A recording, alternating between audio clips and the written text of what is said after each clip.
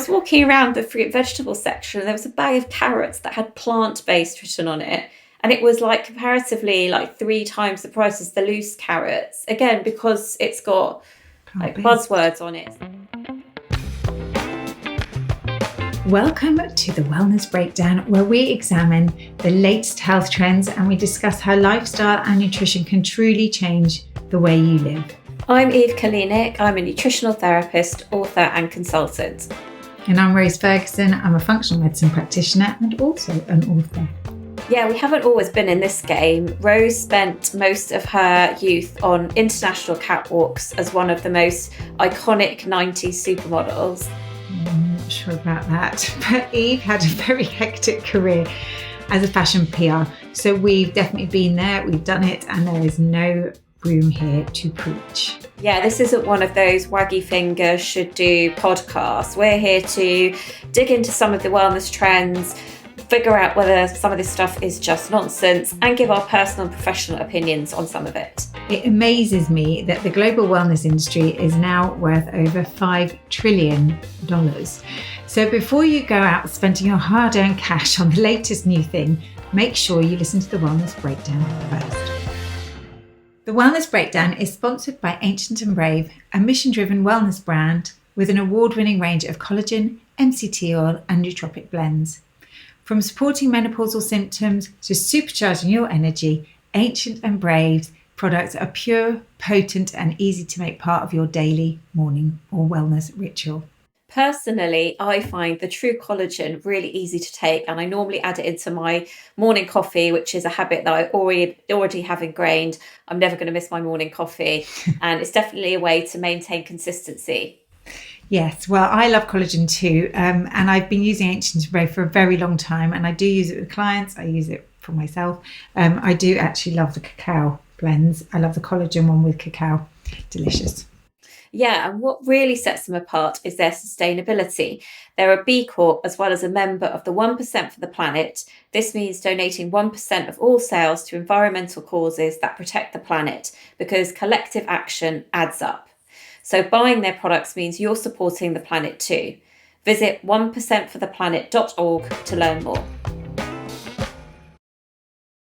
Welcome to the Wellness Breakdown. In this episode, we wanted to tackle quite a big one, and that is plant-based milk and meat. Yeah, I think it's interesting, isn't it? Because this time of year, at the beginning of the year, lots of people go on new plans of way to eat, and veganuary has become a big thing. Actually, I've heard less about it this year than I normally would. Yeah, maybe that's because I'm ignoring it. But I think there are, some people do it for health reasons because they think it's healthier, which it can be, or it can be healthy. And some do it for ethical reasons. I mean, I don't know. I'm sure you get this as well, Rose, in your practice or when you're doing events or any sort of event or anything like that. I think people just really like, is going plant-based the answer on many levels? And I just think my answer to that is there is not a binary answer. And I just think it's so much more nuanced, I think it's entirely individualistic. I don't think everybody's going to suit that diet. I don't think necessarily everybody should necessarily need to be doing that diet, because I think there's also a massive difference between having a plant-based diet that is predominantly focused on whole foods versus one that is heavily reliant on ultra-processed fake meats and the milks and things, which is basically what we're kind of focusing on this episode, not necessarily plant-based eating overall. Yeah, I mean, I have to say that I did an Instagram post on plant milks, and it is the most viewed Instagram post I've ever done. And so basically the post that I did was just saying, watch what you're drinking, because not all plant-based milks are born equal. A lot of them have a lot of crap in them. They have a lot of crappy fats in them to make them frothy or to make them feel creamier or richer. You can get ones that are literally just almonds, water and a bit of sea salt, or oats, sea salt and a bit of water. But you have to really look. I would say 1 in 5 are like that. The rest of them are full of utter crap. And, and people were like, I had no idea. I didn't know, because they're advertised and portrayed as being a healthier option. This is where I feel really irritated, because people think they're doing, we see people all the time who feel like they're doing the right thing. You know, they're eating low fat, they're eating, or whatever it is. But, you know, they're drinking plant milk because they think it's better than normal milk. And actually they're being spun a yarn because they're being fed, you know, they're drinking absolute rubbish, really processed, yucky things, full of chemicals and rubbish that they don't need. And what really grinds on me is the fact that these milks are like 3 times the price of dairy milk, which is insane when you think about the processing that needs to happen and what's actually in the milk. Because the nutritional matrix, there is absolutely zero comparison between the nutritional matrix of dairy milk, whether or not you think it's good or bad for you, versus like a plant-based milk. It's mostly water, to be honest. So I think there's that. And so I feel that there's kind of ethical issues there, and like, why are you charging people that amount of money for something that is essentially water with a bit of oats or nuts in it, you know? But then at the same time, you know, look, there's a lot of people that do feel like dairy milk doesn't suit them, which maybe we should go into that actually, because I think a lot of people don't really understand why that is, because there's different reasons why that might happen. And also depending on where you come from in the world might mean that you digest milk better or worse. In America and the UK, milk is very, very processed. If you know, people can tolerate milk in, say, if you know, go to France, and it's much less processed. I mean, if you take something like a skimmed milk that's had, like a generic skim milk that's on the supermarket shelf, that's going to have had lots of processing to get to that point. So you might think of that, oh, it's just milk, there's nothing to it. But actually what's happened is the fat's been taken out, it's been homogenized, which means that it's a highly pressured processing method that means that the fat gets evenly distributed in the milk. So I don't know if, do you remember when we were kids and used to have the milk and it would have the cream at the top? So homogenization is when that actually, the process means that, but what you do then is you change the nutritional,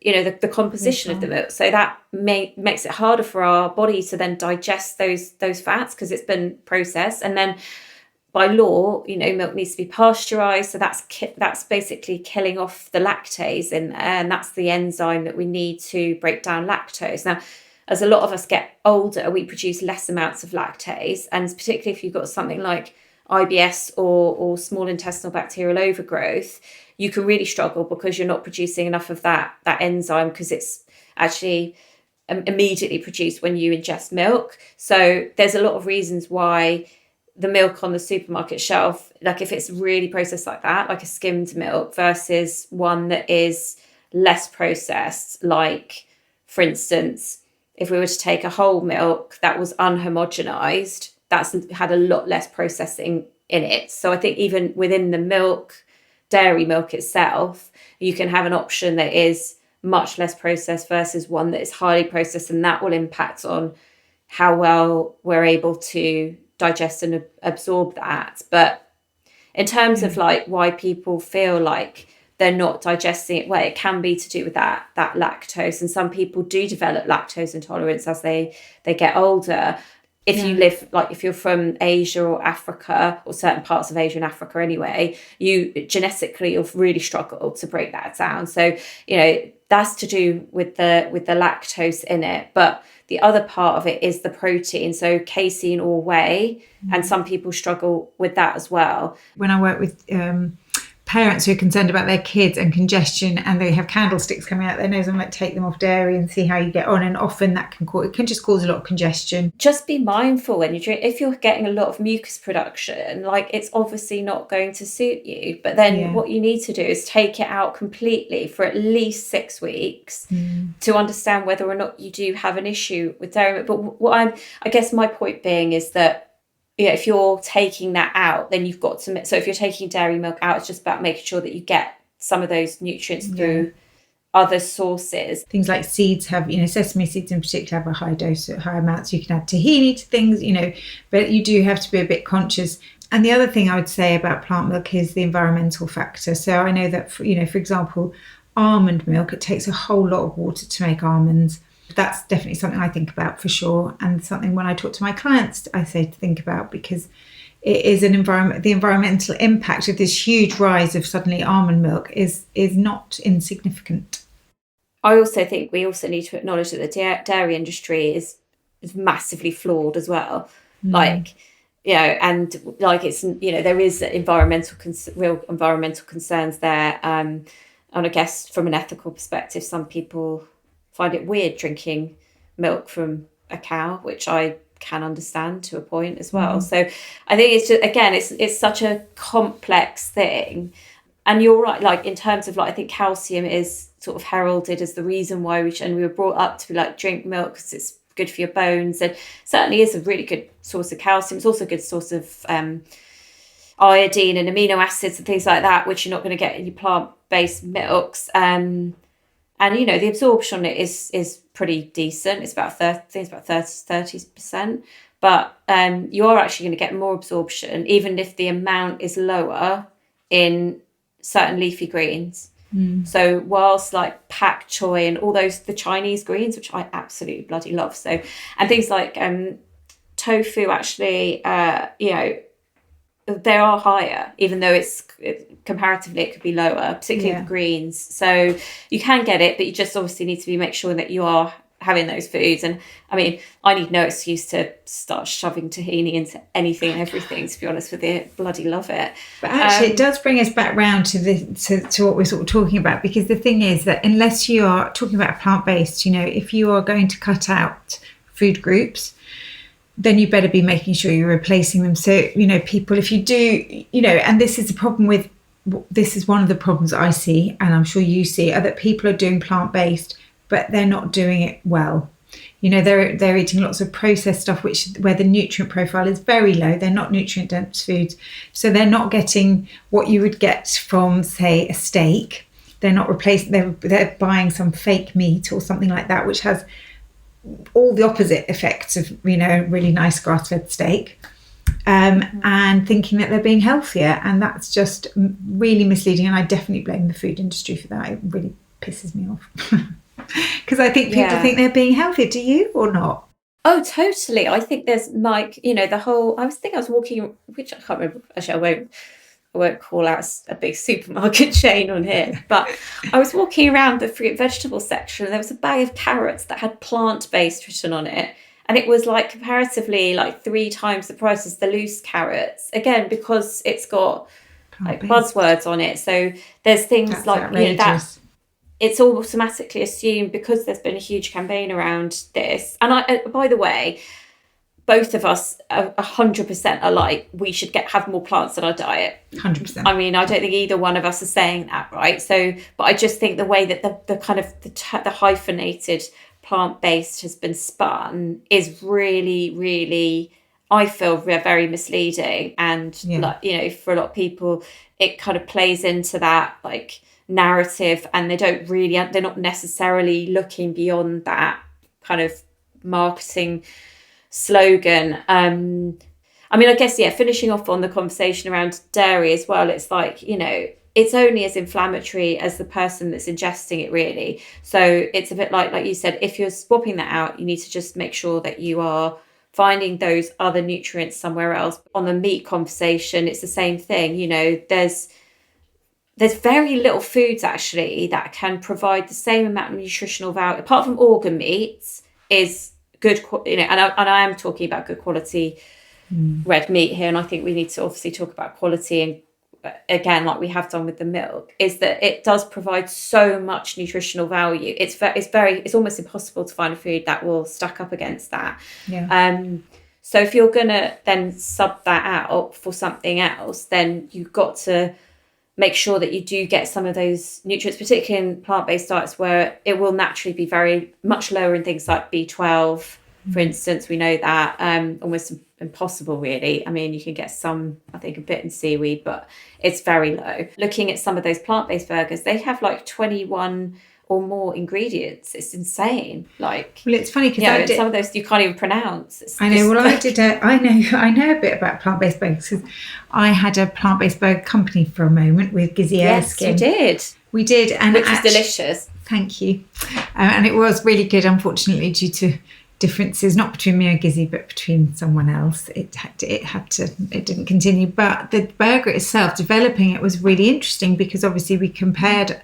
We tasted everything, we looked at everything, and the reason that me and her were working together is because she's a chef, so she wanted to put in I mean, she is a fantastic cook, actually, I have to say, but it's like rich. And I was like, health. And somewhere in the middle, we found a burger that was made with basically lentils. You could pronounce everything in it, but it was very difficult to do. And it was really expensive, actually.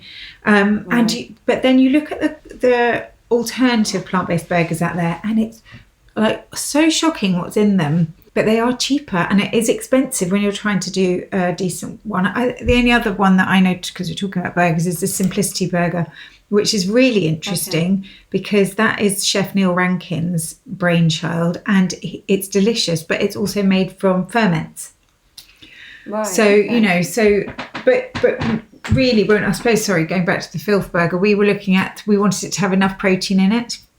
We wanted it to have enough fibre. We wanted it to sort of be comparable to a meat burger, which obviously it couldn't be on things like the protein front. But we gave it a good try, and it was good. I liked it a lot. I miss it.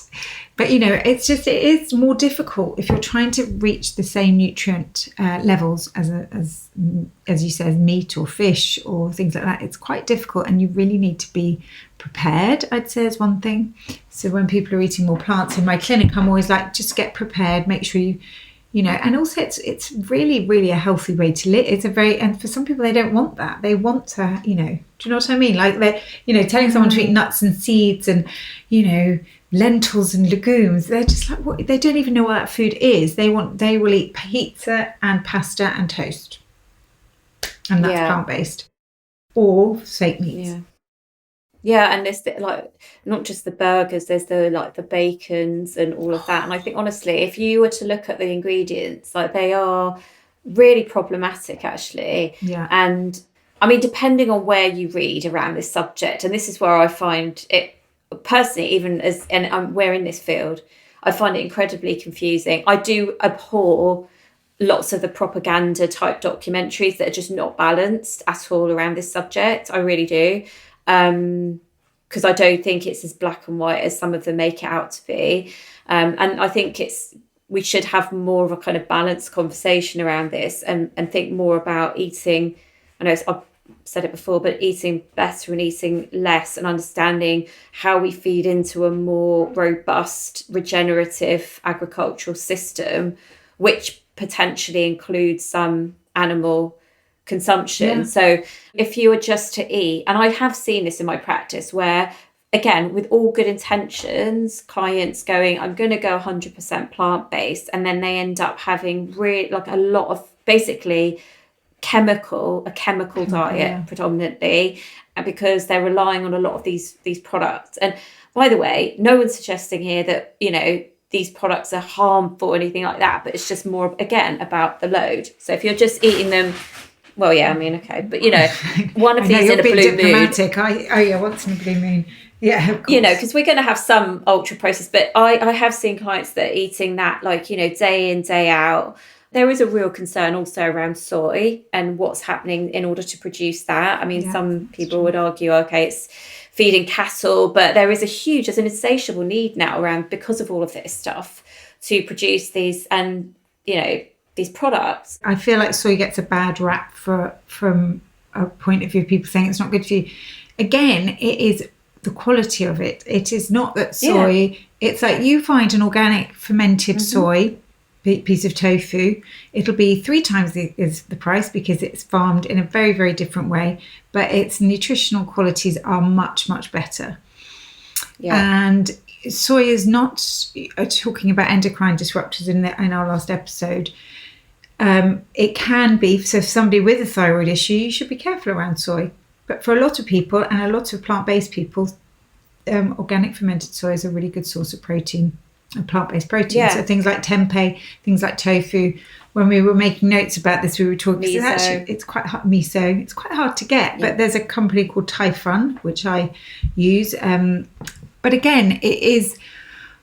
It's not even quality. It's buying unprocessed stuff, which is not mass made, is more expensive. But if you buy it less often and buy better quality, that is really the answer, I would say, to even if you're eating meat or plant-based. It's for both. Yeah, I mean, like, to differentiate that further, what we're talking about really is junky soy stuff. you know, like Yeah. Soy the yogurt, highly soy processed dairy. milks, yogurts, desserts, that's and then the Yeah. burgers and the meats and that type of thing. But if you're eating it in the way that soy has been eaten, obviously in Asian culture for millennia, right? So it's but yeah, I do think it's a bit like when you're buying, like you buy meat, you buy good quality tofu, like, and actually some of the big supermarkets are selling decent quality tofu. Or, there's one called Tofu. Yeah. Well, it's tofu. It's spelled with Tofu. Yeah. yeah, and they're organic. They have a tempeh as well. Yeah. So you can get those in like Ocado, most of the supermarkets. I quite like Deliciously Ella's actually. Her tofu is really nice. That's organic as well. Hers. And there's one called Clean Bean, but it's really hard to get a hold of. But I've sort of, in the comparison between meat and non-meat, I see it as the Wagyu of like tofu. It's so good. You know, when we're saying taking out food groups, if you're going to just stop eating food and start eating non-foods like fake meat, then that's probably not a very good decision to make. If you are going to move to plant-based, then you need to really be opening your brain up to things like chickpea stew, lentil dal, mung bean casserole, whatever it is. But you really need to be getting to grips with using those foods, how to cook those foods.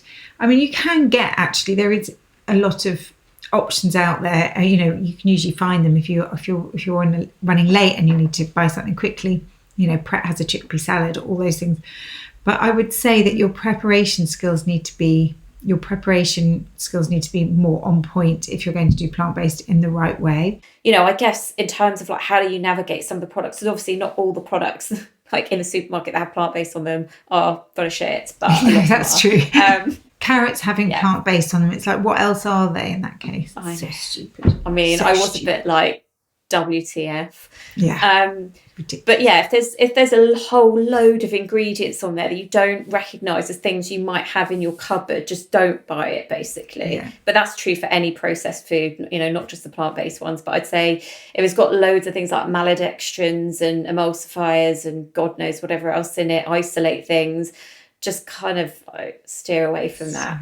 If you like the taste of bacon, you can make things like coconut bacon. It's actually really easy to make. I think in my first book, I did like a tempeh Reuben sandwich. I think I put some. Anyway, it's easy to make. You basically get coconut chips and you just put some like coconut aminos or soy sauce on it and some paprika and cumin or something like that. And then you just bung it in the oven for a bit and you get a sort of similar like smoky taste and things like that. But I've yet to find a plant-based bacon that tastes like bacon and isn't like massively full of these chemicals. So I'd just be like, have a look. If you don't recognise the ingredient, knock it on the head and go to the legumes section. Go to the legumes section, exactly.